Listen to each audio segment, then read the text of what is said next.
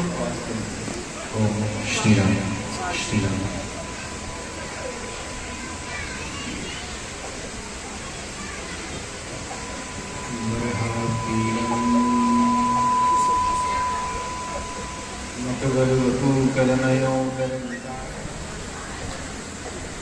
विप्रद्वासः कनककदुषं वेजयन्तीं रन्ध्रानुर्वेणुमदरसुदया पूरयन् गोपवृन्दै वृन्दारण्यं स्वपदरमणं प्राविशयतीतकीरति नारायणं नमस्कृत्य नरं चैव नरोत्तमं देवीं सरस्वतीं व्यासं ततो जयमुदीरये। श्रीरामदूताय विद्महे वायुपुत्राय धीमहि तन्नः कपिः प्रचोदयात्। नमः भगवते वायुनन्दनाय। स्वस्ति श्रीगणेशाय नमः। श्री सरस्वत्यै नमः। श्री वेदव्यासाय नमः। श्री शुकदेवाय नमः।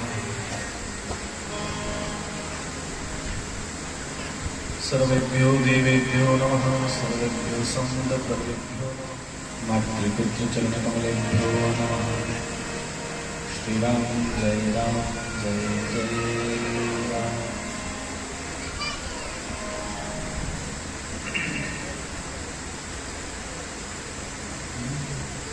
श्रीराम जय राम जय जय राम।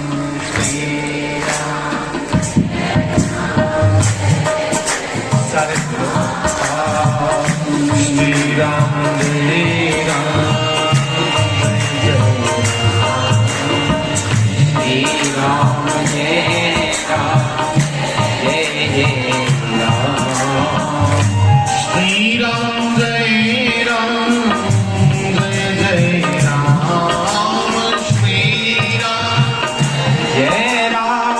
जय जय राम। श्री राम जय राम जय जय राम। श्री राम जय राम जय जय राम। श्री राम जय राम जय जय राम। हरे कृष्ण कृष्ण कृष्ण हरे हरे हरे राम राम राम हरे हरे हरे कृष्ण कृष्ण कृष्ण हरे हरे हरे राम राम राम हरे हरे। हरे कृष्ण कृष्ण कृष्ण कृष्ण हरे हरे हरे राम राम हरे हरे हरे कृष्ण कृष्ण कृष्ण हरे हरे हरे राम राम हरे हरे। श्री राम जय राम जय जय राम। श्री राम जय राम जय जय राम। श्री राम जय राम जय जय राम। श्री राम जय राम जय जय राम। श्री राम जय राम जय जय राम। श्री राम जय राम जय जय राम। श्री राम जय राम जय जय राम। श्री राम जय राम जय जय राम। की जय। उमापति महादेव की जय। धर्म प्रेमी बंधुओं, उपस्थित यहाँ बैठे सभी मेरे भाई बहन, आप सबको मेरी ओर से प्रणाम, सबको राम राम। स्वामी भुवललिता जी महाराज और मंच पर श्री बाल कृष्णलाल, जो ब्रजवासी ही भगवान का रूप लेकर के हमारे बीच आए हैं। बंधुओं, भगवान के इस रास मंगल का दर्शन और इनकी प्रत्येक लीला को बड़ी गहराई से समझना बड़ा सौभाग्य है हमारा, आपका सबका। स्वामी जी ने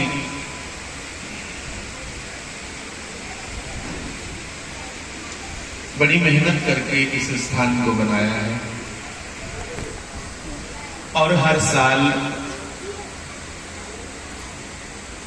ये पहाड़ी क्षेत्र के लोग है तो संपन्न है, पर समय कहां से निकालें वृंदावन जाकर के 10-10 दिन रहने का। इसलिए वृंदावन का जो वहां का वातावरण है, बिल्कुल वैसी भाषा ब्रज की, ब्रजभाषा, और वैसी शैली श्री कृष्ण का वो, मैं कहूं कि 11 साल तक का गोकुल में और ब्रज में जो लीलाओं का करना, उसे देखने के लिए, उसका दर्शन करने के लिए स्वयं शिव, स्वयं शेषनाग, सनकादिक, नारद, ये भी नित्य भगवान की लीला दर्शन करने के लिए लालायित रहते थे और भेष बदल बदल करके दर्शन करने के लिए जाया करते। इस सुदामा, जिसका भागवत में नाम सुदामा नहीं श्री राम कहा गया, सुदामा नाम नहीं आया वहां। कथा यही है, ये सभी बड़े बड़े महापुरुष, बड़े बड़े अवतारी लोग पधारे हैं धरती पे। सुदामा भी धरती पे जो आया है, ये भी गोलोक वासी श्री कृष्ण का महासखा रहा। बैकुंठ धाम से भी ऊपर गोलोक धाम है, तो वहां से पूरे का पूरा भगवान का ये परिकर आया है। मैं आख्या कि शंकर भी लालायत रोंदे में हनुमान जी का रूप धारण किया राम जी के समय कि मैं सेवा करूंगा अपने नारायण की, राम की। अब की बार भगवान द्वापर में श्री कृष्ण का रूप धारण करके जा रहे हैं, तो मैं कौन सा रूप लेकर के जाऊं? हनुमान बन के गया तो तब भी मुझे दर्शन हर समय नहीं मिला। मौका मिला हनुमान बन के सेवा करने का, पर एक मन में इच्छा रही कि मैं भगवान के श्री अंगों से चिपका रहा। जैसे पीतांबर भगवान का उपवस्त्र, उपवस्त्र में नहीं जो कंधे पे रखा जाता है, ये उपवस्त्र शंकर जी ने मना जाया करे मैं भगवान करने स्पर्श करा, ऐसा कौन सा रूप धारण करूं? तो ये कथा उपनिषदों में आती है, कृष्णोपनिषद, कि भगवान शिव ध्यान में बैठे हैं कि मेरे गोविंद द्वापर में कैसा रूप लेकर के आएंगे। देखा भगवान के कर कमल में बांसुरी है, जो हर समय भगवान उस बांसुरी को जहां तो अपने फेंटा में, फेंटा है कमर कसरी, जो लेकिन कसरी फेंटा में दी होती है, और जहां अधरों के साथ, जहां अपने सुंदर हाथों के ऊपर बिछोना बना करके उसको लिटाया होता है। ये तो बिल्कुल भगवान का साथ और स्पर्श पा रहे हैं। भगवान का जब ध्यान करो तब भी बांसुरी की महिमा आती है। कस्तूरी तिलकम ललाट पटले वक्षस्थले कौस्तुभम नासाग्रे, नाक में तुझे लिखते हैं और मोती जे लटकाए रहे, वरमोक्तिगम करतले वेणु करे कंकनम सर्वांगे हरिचंदनम सुललितम कंठे च मुक्तावलिम गोपस्त्री परिवेष्टितो विजयते गोपाल चूड़ामणि। तो करतले, कर मैंने हाथ, तले मैंने तलियां, करतले वेणु, भगवान की जो कर कमल हैं उनके ऊपर बांसुरी लेटाई हुई है भगवान ने, और अपने होठों का सराहना दिया हुआ है। अपने बुल्ले हंस रहे बंसुरी लटाई है। इतना भगवान ने उसको अंगीकार किया, इतनी अपनी निकटता प्रदान की। इसलिए शिव ने सोचा कि गोविंद का ये जो रूप, ये जो बांसुरी इन्होंने पकड़ रखी है, ये रूप मैं लूंगा। नारायण राम बन के आए तो शंकर जी हनुमान बन के आए, इस बार कृष्ण बन के आए तो शंकर भगवान बांस की एक झाड़ी में जाकर के बांस बन गए। शंकर भगवान उपनिषदों की कथा है, बांस की एक झाड़ी च भगवान बांस बनिए निकली आया।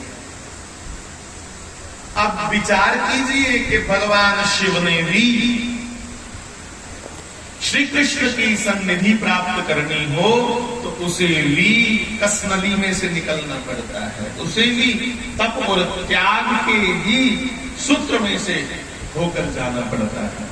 नियम सबके लिए एक जैसे। स्वामी जी ने आख्या उन्होंने कि जे सिर भी देना पोए तो फिर उथे भी सी नहीं करते। बंधुओं, स्वामी और आखरे कि साड़ी ये रास लीला सेरी के स्वामी वाले ने वजह करनी हुई है। ते पिछली गल ये है कि रास लीला इंदी वजह करने के सेरी हुई है। वो पिछली गल है सुनानी नहीं सारे सामने दसेंगे कि मैंने आख्या मेरे को कई गल् ऐसिया जो बलगत्ते नहीं आदि, वो गल जी बलगत्ते वाली वो भी तुम करो। ते स्वामी ने कोई ऐसी गल है ही जुस्सी फिर मुड़िए बलगत्ते लिया, मतलब ट्रैक उपर लिया जी ट्रैक उपर उतरी जी। तो इं एक दूए का पूर्व होंगे ना, तो इं के भाई समय समय पर स्वामी जी का बड़ा सहयोग रहा। स्वांजने भी ते सेरी भी अखंड हरिनाम कीर्तन में बड़ा सहयोग रहा। दो बारी जाइए कीर्तन करिए इतों लेके पूरा मंडल अपना। तो बंधुओं, मैं चर्चा कर रहा हूं कि शिव भी, शिव कौन? जो पहले ही कल्याण है, इसे कल्याण के अतिरिक्त कुछ नहीं आता। उसे भी अगर गोविंद का दर्शन करना है तो वो भी उसी रास्ते से होकर जाता जो रास्ता कठिनाइयों से भरा हुआ है। एक बांस की झाड़ी में भगवान शिव बांस बन के प्रकट हो, तो बांसुरी बनाने वाला कारीगर आया, मिस्त्री, क्योंकि वो शिव रूपी है तो उसने अपनी ओर खींचा, आकर्षण किया मिस्त्री को कि मुझे काट। तो शिव रूपी बांस को मिस्त्री ने काटा, जिला कटिया फिर पूरी विचा जिन्नियां गंठानियां बांस में गांठ लगती, गांठ निकालने का काम किया। हमने भी तो कई गांठें हैं, सारे थोड़ियां गंढा है अपने पद दी औहदे दी मान सम्मान दी जाति दी अपनी विद्वता दी अपने धन दी अपनी सुंदरता दी अपने वैभव दी बल्ले बल्ले दी ये सब जांचें और ओदे कोला भी पहले उसी तराड़िया अग्गा उपर ये जी थोड़ी बोली टेढ़ी है जरा सीधी करिए तराड़ने के बाद पलम गरम की लोहे की सलाग पिछों गड्डी ये सारिया गंढा जड़ियां ने वो फटी भी निकली भी जान साफ भी हो जान गरम गरम जी पलम इसलिए लगाई कि बंसी जी है जो ठंडी लगाई तो बांस में जरूरत है इसलिए गरम गरम पलम लगी किस बांस में से शिव रूपी बांस में से फिर उसके बिल्कुल बीचों बीच 6-7 सुराख किए गए हमारे अंदर भी कहते हैं कि जब सातों चक्रों का साधक भेदन कर ले अपने सातों चक्रों को साधक भेद ले और सहस्त्रार्ध चक्र में पहुंच जाए व्यक्ति की चेतना तो तब व्यक्ति हर स्थान पर हर जगह राम ही राम को देखता है जिन्या कामी पुरुष हर जगह पूरे शरीर चुदे काम के काम लौटा तो जब वो सातों ग्रंथियों को वेदन करके सहस्त्रार्ध तक पहुंचता है आज्ञा चक्र को भी पार करके तो फिर वो राम ही राम को देखता वैसे ही 7 सुराख किए गए बांसुरी में वो बांसुरी नहीं है वो शिव है और बंद वो बेचने वाला उस बांसुरी को लेकर के पहुंचा गोकुल नगरी अब गोकुल पहुंचा तो आवाज दे रहा है बांसुरी ले लो बांसुरी ले लो और भगवान शिव बांसुरी के रूप में उसके थैले में पड़े हुए हैं और बड़े आज प्रसन्न चित्त हैं कि मुझे मेरे गोविंद आज स्वीकार करेंगे वाणी जगह जगह लिखेगा करे करावे आपे आप मानुष के कुछ नाही हाथ हमारे आपके हाथ में कोई इतना बड़ा मामला है नहीं करने कराने वाला कोई और नहीं आज तो सिंह छड़ा जोर लाते रोल नहीं है होना हुए जो उसकी इच्छा हुए पर सारी मेहनत और लगन भी दिखी है कई बारी वो दयालु हो जाता कई बारी वो रेख च मेख मारी होता कि नहीं इसकी नीयत अच्छी है बड़ी मेहनत की है चलो इसी बख्शिया है होता तो उसकी इच्छा से ही पर तुम्हारी ईमानदारी को देखकर कभी कभी वो इरादा बदल देता है तो शिव आज बड़े प्रसन्न हैं और बांसुरी की आवाज सुनी बेचने वाला खुद भी बजाता है ढोलकियां बेचने वाला भी बड़े शायर है आपको मारता बड़ी बड़ी प्यारी ढोलकी बजाते बेचने वाले ने देखा बट और बांसुरी बेचने वाला जब बड़ी सुंदर सुंदर बांसुरी बजा रहा है तो भगवान कृष्ण बड़े सुंदर बाल रूप ठुमक ठुमक चलते हुए अपने आंगन से बाहर आए और बांसुरी बेचने वाले को कहने लगे भैया ये क्या है भगवान को कहने लगा ये बांसुरी है अब भगवान की मुस्कुराहट भगवान की सुंदर छवि जेड़ा एक बार दिखे होगा मैं पहले भी एक दिन कह रहा था वल्लभाचार्य जी ने कहा है सुंदर गोपालम उर्वन मालम नयन विशालम दुख हरम गोविंद कैसे हैं जो उनको देखता है उसके समस्त दुखों का भगवान हरण कर देते हैं सारे दुखेंगे वो हरण कर लेना ताने तो राम राम गाने लिए आखे कि हम जब गोविंद का नाम लें उस कृष्ण का राम का नाम जपते हैं तो क्या होता है भगवान शंकराचार्य ने कहा समस्त दोष शोषणम समस्त लोक पोषणम समस्त गोप मानसम नमामि नंद लालसम। वो जो नंद का लाला है वो समस्त गोप मानसम सभी दोषों को हरण करने वाला है। जी वो चोरी करता है तो अपने भगते दे दोष अवगुण पाप अमंगल इनको हर लेते हैं। समस्त दोष शोषण और करते क्या है बदले में?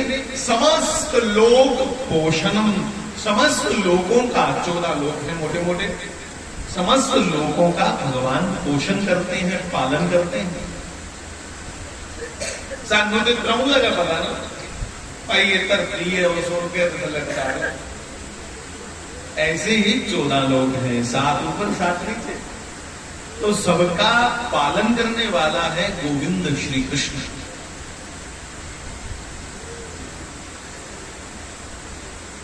और उस कृष्ण को जब कोई देखे दर्शन करे तो गीता जी में श्री कृष्ण ने कहा कि प्रम भवति धर्मात्मा। रामचरितमानस में भी इसके लिए कहा कि भगवान अगर दर्शन दें तो सारे को पहले की होंगे, सारे को पहले अंदर का जिले पाप ते डर नसी अंदर पाप जिले नसीया ते अपने आप के डर नसिया नसिया अं तुम्हारा कर्जा देना हो द्वार जोदा द्वार देना जिले उगे गुसी है बोले बेइज्जती नहीं करे तो फिर कहा डर रहे फिर ब्याज भी छोड़े हुए फिर नहीं यार जोदा द्वार देना हाँ जुड़ेगा नसी है बुलाया। तो भगवान ही जब हमारे सामने दर्शन दे दें तो हमारे पाप सब भाग जाते हैं। रामचरितमानस में कहा सन्मुख होए जीव मोहे जबहि जन्म कोटि करोड़े जन्म दे पाप जन्म कोटि अघ मैंने पाप जन्म कोटि अघ नास ही तबहि। इसी को संस्कृत में गीता जी ने कहा कि ब्रह्म भवति धर्मात्मा। मैं कोई मेरा भक्त सामने आए तो मैं तुरंत उसी क्षण तत्क्षण उसे धर्मात्मा बना देता। तो बंधुओं बांसुरी बेचने वाले ने श्री कृष्ण का जब सुंदर स्वरूप देखा चरणों से मुख तक दर्शन किए बंधुओं उसके भीतर से तो साधुता जाग पड़ी, कल्याण हो गया और मुस्कुराते कृष्ण को कहने लगा हे गोविंद तू कोई जादूगर है क्या? मेरी उनकी मदनी वाली क्या पैर पड़ने मन करा था मैं तुझे दिखदा रहा। हे कृष्ण इसे बांसुरी कहते हैं, मुझे भी दो। खड़े पे ये भगवान में आना मुझे भी दो। तो उसने झोले में हाथ डाला तो वो ही बांसुरी आगे हो गई क्योंकि वो जीवंत है। Let's talk. वो जो बांसुरी है शिव रूपी वो जीवित है क्योंकि शिव है। वो तुरंत आगे हुई कि मैं इसके लिए अपने अंदर से गरम गरम सलाख निकलवा के आया हूं। मेरे बीचों बीच सीने में 7 सुराख हुए हैं, मैं इसी के लिए तो आया हूं तो मुझे ले। तो शिव को ही बांसुरी रूपी शिव को उसने निकाला और कहा ये लो बजाओ। भगवान ने दोनों हाथों पे शिव रूप बांसुरी को स्वीकार किया और जानी बूझी या लंबी फूंक मारी, जान बूझ के लंबी फूंक लगाई, बांसुरी बजी नहीं। कहा भैया ये तो नहीं बज रही, आंधा था कुछ ऐसी करना पर अखर नहीं बज रही, तुम बजा के बताओ। तो बांसुरी बेचने वाले ने जो अपनी बांसुरी पकड़ी थी पहले से कहा कृष्ण इसको अपने अगरों पे रखो, होठों पे। मुझे तो लगता है लता जी ने शिव भगवान शिव की ओर से गाया है, होठों से छू लो तो मेरे क्या है गीत अमर हो जाए, कुछ ऐसा है मुझे स्मरण नहीं। ये तो शंकर के लिए गाया है। तो होठों से लगाओ, भगवान ने होठों से लगाई। कहा भैया मैंने पहले भी फूंक लगाई इसमें पर ये बजी नहीं, सीधी फूंक की फूंक ही आ रही है। तब बांसुरी बजाने वाले ने कहा पहले मां सरस्वती को कहो। वो क्या जाने कि ये क्या क्षय बला है। कहो सरस्वती से, यह कह देते हैं। तो हाथ जोड़ो, तो बांसुरी को बीच में रख के हाथ जोड़े और बांसुरी बेचने वाले को पूछ पूछ के भगवान कह रहे हैं, हे मां सरस्वती। और जैसे ही कृष्ण ने कहा हे मां सरस्वती, तो सरस्वती अपने आसन पर बैठी हुई कांपी। हे गोविंद, धन्यवाद, तुमने अपने मुख से मेरा नाम उच्चारण किया। आज्ञा करो मेरे नाम, आज्ञा करो। आखने आखने जो भरकुंड वाले, आज्ञा करो मेरे गोविंद। आगे क्या कहूं बाबा? बेचने वाले भाई साहब आगे बोलो कि मेरी बांसुरी में विराजमान हो जाओ। तो कृष्ण ने भी कह दिया कि आप मेरी बांसुरी में विराजमान हो जाओ और मुझे सातों स्वरों का ज्ञान दो, समस्त रागों का, रागनियों का ज्ञान दो। जो आज्ञानाथ। सरस्वती ने हाथ जोड़कर आज्ञा को मानते हुए तत्क्षण भगवान की बांसुरी में वास किया। शंकर तो पहले ही थी, अब तो मां सरस्वती भी आगे बैठ गई। अब जो भगवान ने भूख लगाई, राम राम राम राम राम। बेचने वाला सोच रहा था कि इसको छोड़ के जाने की इच्छा नहीं हो रही, इसने आंखें बंद की हैं, सरस्वती को बुला रहा है, तो चोरी चोरी निकल लेता, नहीं तो ये आंखें खोलेगा तो इस आंखों को छोड़ के मन नहीं करता जाने का। किसी गीतकार ने लिखा है कि तेरी आंखों की सिवा दुनिया में रखा था। मैंने वो शब्द सुने, बड़े गजब है। ये आंखें खोलेगा तो फिर मैं बंध जाऊंगा इसकी प्रेम मोहिनी चितवन में, इसलिए आंखें मूंद करके ये सरस्वती को पुकार रहा है। तो चलो टाली ले जाएगा, निकलता हूं। अभी वो तो पैर आगे ही गया था तो ऐसी तान कृष्ण की बांसुरी से निकली बंधुओं कि उस तान को सुनकर के ब्रह्मा भी वहां प्रकट हो गए। शिव तो बांसुरी रूप में है ही, पर अपने कैलाश पर बैठे हुए शंकर रूप से भी वहां प्रकट हो गए। समस्त देवी देवता प्रकट हो गए, प्रणाम करने लगे कि ऐसे राग हमने आज से पहले कभी सुने नहीं, इतने मनमोहक राग। ब्रह्मा ने शिव से पूछा कि मैं इन रागों को समझ क्यों नहीं पाया, क्योंकि मेरी सृष्टि की हुई है सारी, पर मैं तो समझूं, मैं समझ नहीं पा रहा हूं कि ये मालकोस बज रहा है, कि ये मृग रंजनी है, कि शिव रंजनी है, कि भैरवी है, कि भैरव है, कि कौन सा राग बजा रहे हैं गोविंद। है बड़ा मनमोहक, खिंचा चला आया मैं ब्रह्मलोक से। शिव ने मुस्कुराते हुए कहा, ब्रह्मदेव तुम एक ब्रह्मांड के ब्रह्मा हो, तुम एक ब्रह्मांड के ब्रह्मा हो, एक गैलेक्सी के ब्रह्मा हो। और ये जो बांसुरी बजा रहा है, जो कोटि ब्रह्मांड नायक है, करोड़ों करोड़ों ब्रह्मांडों का ये मालिक है, और तुम्हें ड्यूटी मिली है एक ब्रह्मांड को चलाने की। ये कौन से ब्रह्मांड के राग बजा रहा है, तुम कैसे समझ पाओगे? इसलिए समस्त ब्रह्मांडों के अलग अलग रीति रिवाज हैं, अलग अलग राग रागनियां हैं। तुम्हें जिस ब्रह्मांड का ब्रह्मा बनाया गया है, तुम्हें तो उसी का ज्ञान है। इसलिए ये कोटि ब्रह्मांड नायक, इसको प्रणाम करो और इसके दर्शन करो। तर्क यहाँ नहीं चलता ब्रह्मा। तो किसी पंजाबी ने लिखा है कि ऐथे काम नहीं अकलतना मनदा से खिंचा कोई शाम मना मनदा। यहाँ अकला शकला वाले कहते इस कृष्ण ने कमले चले। तो ब्रह्मा ने भी प्रणाम किया, और बांसुरी वाला तो अब लेट चुका है चरणों में। ए मेरे बाप, अभी तू सीधी फूंक लगा रहा था, अब जो बजा रहा है ये मेरे बाप दादाओं ने भी नहीं सुना जो तू बजा रहा है। तो बंधुओं, बांसुरी की लीला ऐसे ऐसे भगवान की प्रारंभ हुई, और कैसे ना भक्ति स्वयं शिव है अदनों से चिपका हुआ। भगवान भोलेनाथ बैठे हैं अदनों के पास। तो ये लीला भी पूरी अदर रस से बनी हुई है। अदर मैंने होंठ ही नहीं होता। अदर का एक अर्थ है होंठ, और अदर का दूसरा अर्थ है धरा मैंने पृथ्वी, अधरा मैंने अधरा जो पृथ्वी का नहीं है, किसी और लोक का है, उसे भी अधरामृत कहा जाता। बांसुरी में तो भगवान अधरामृत ही डालते हैं, तभी गैया, यमुना, बछड़े, हिरण, जंगली पशु पक्षी सब पागल होकर भगवान के पीछे पीछे घूमते हैं। तो भैया सबने दर्शन किया। वो लीला जिस भी रूप में सुनने में मिले थे सुनी लेनी, जिन्हें स्वामी जी स्नान कथा सुनी भी लेनी, एकड़ी बारी ने बड़ा शैल किता सुनवानी भी है, कन्ने कन्ने दर्शन भी हो रहा भगवान का।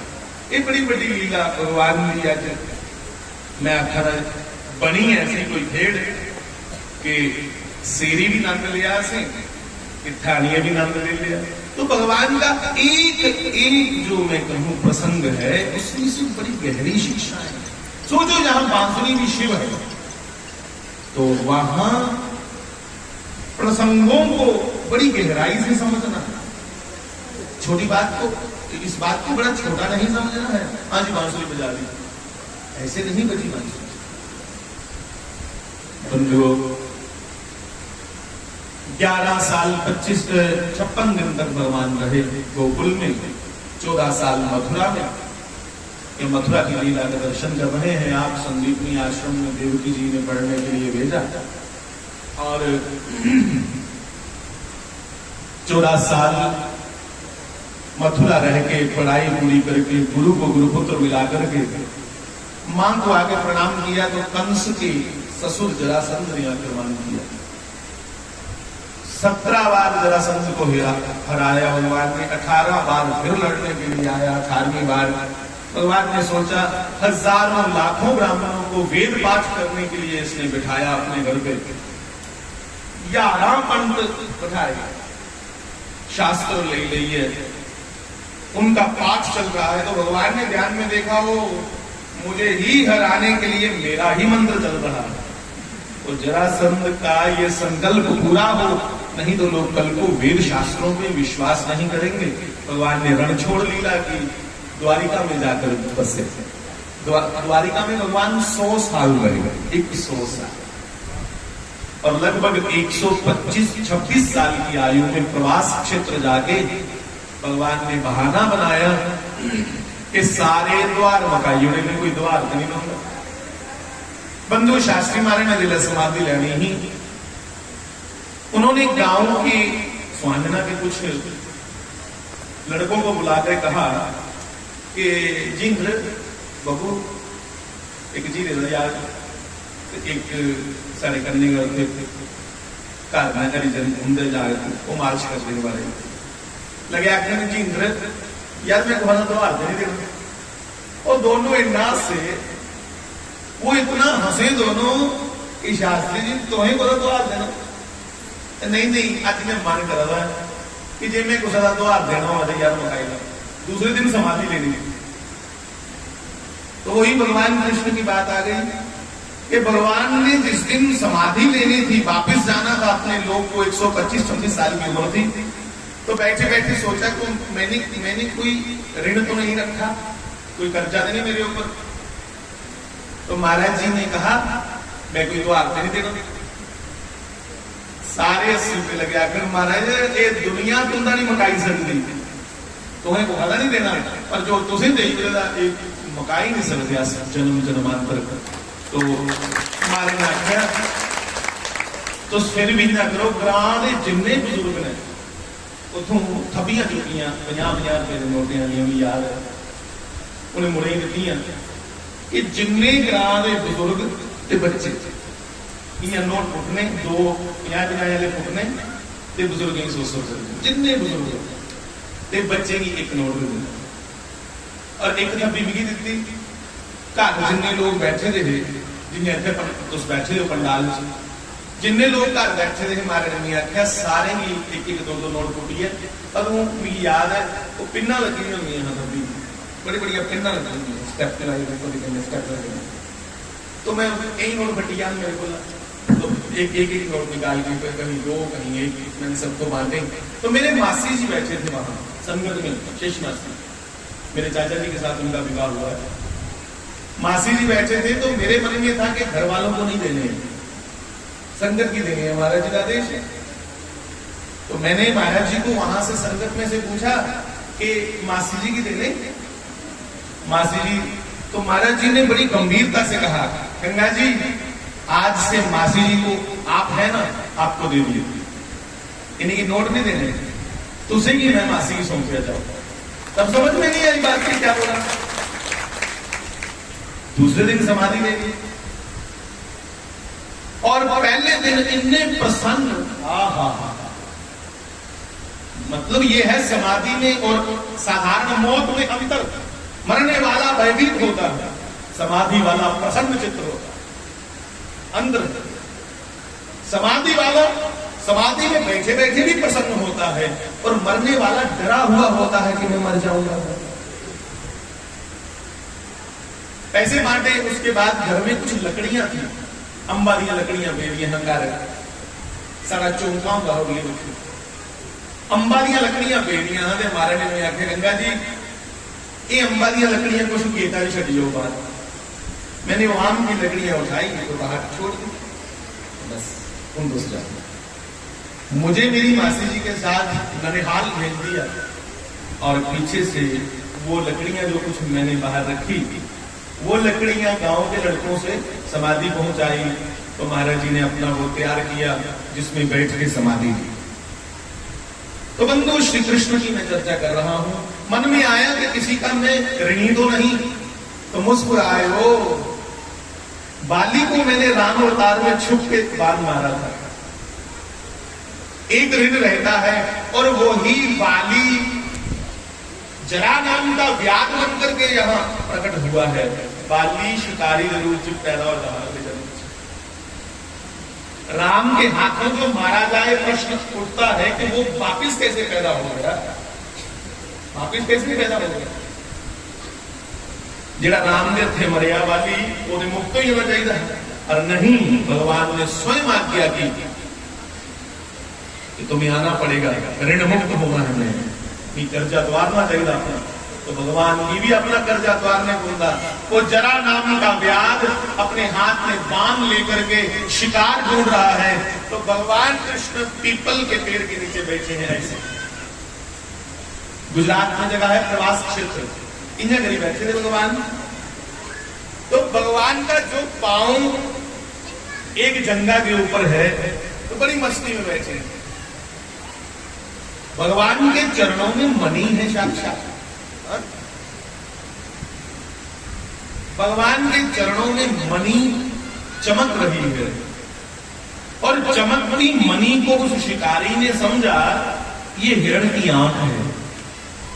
पैरा दी हड्डी लंबी ना, वो सोचिया मुंह में नजर ये आंख है, और उसने संधान किया बाण और हिरण की आंख समझ के तीर चलाया। गोविंद के श्री चरण में जाकर के तीर लगा और नीचे गिर गया।